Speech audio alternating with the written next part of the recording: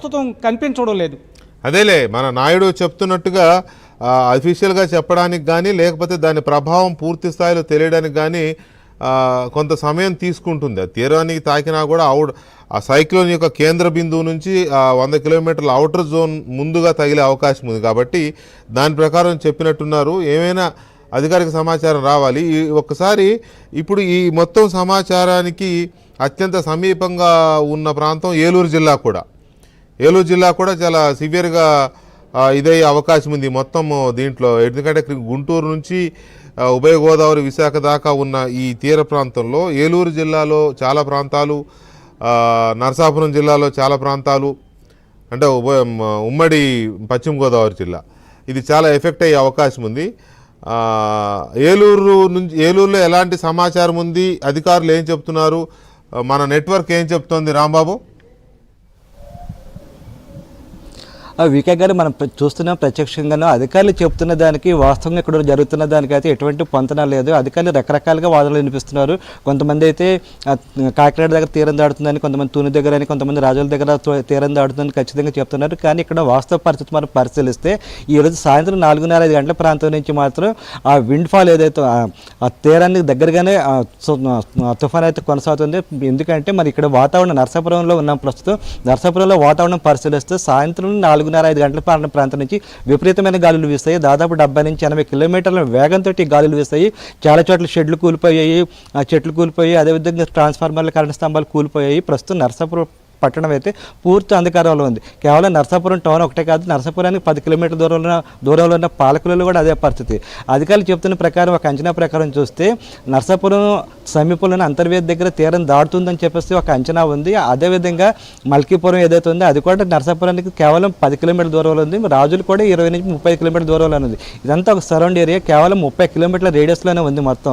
ఒకవేళ కానీ తుఫాన్ కానీ ఇక్కడ కానీ తీరం దాడితే మాత్రం ప్రస్తుతానికైతే ఎటువంటి ప్రమాదాలు ఉంది. ఎందుకంటే ప్రస్తుతం ఇప్పుడైతే గాలుల తీవ్రత తగ్గింది.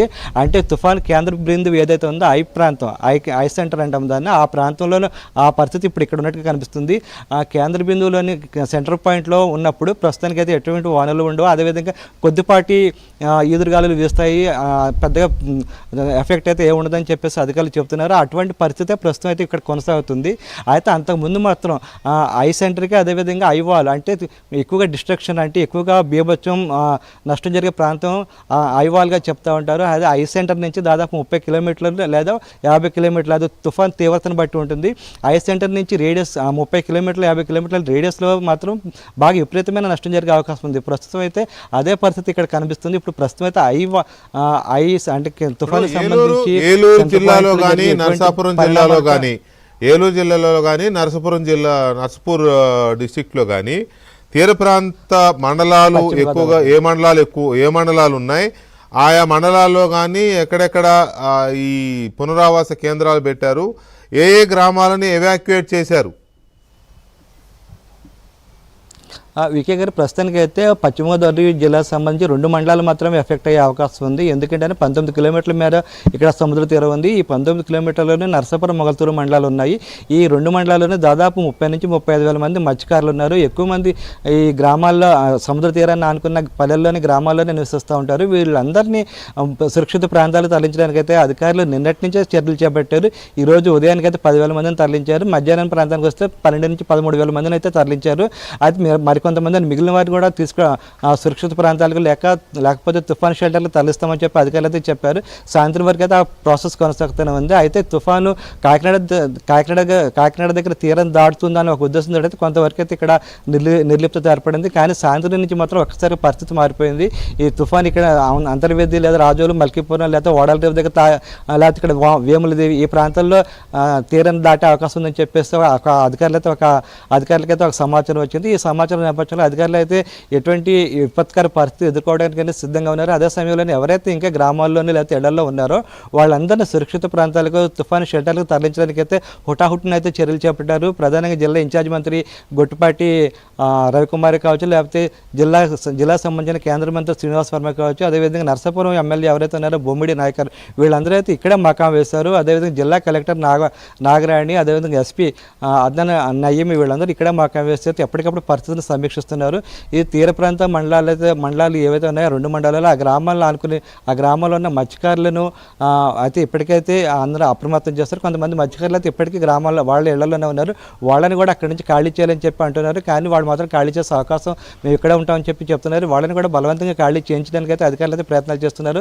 అయితే ఈ రోజు సాయంత్రం అయితే కొంతమంది మహిళలు తమ ఇళ్లలోనే ఉన్నారు. వాళ్ళని కూడా తుఫాను షెల్టర్లకు తరలించడానికి అయితే అధికారులు అయితే చర్యలు చేపట్టారు. కొంతమంది మహిళలు రామని చెప్పినప్పటికీ వాళ్ళకి ప్రభుత్వ పరంగా సహాయం అందిస్తాము, అదేవిధంగా బియ్యం ఇస్తాము, నగదిస్తామని చెప్పేసి ఏదో రకంగా వాళ్ళకి నచ్చ చెప్పి అక్కడి నుంచి తుఫాను షెల్టర్లు తరలించారు. దాంతో ఈ అన్ని తుఫాను షెల్టర్లలో అయితే ప్రస్తుతం అయితే పూర్తి స్థాయిలో నిండిపోయినాయని మనం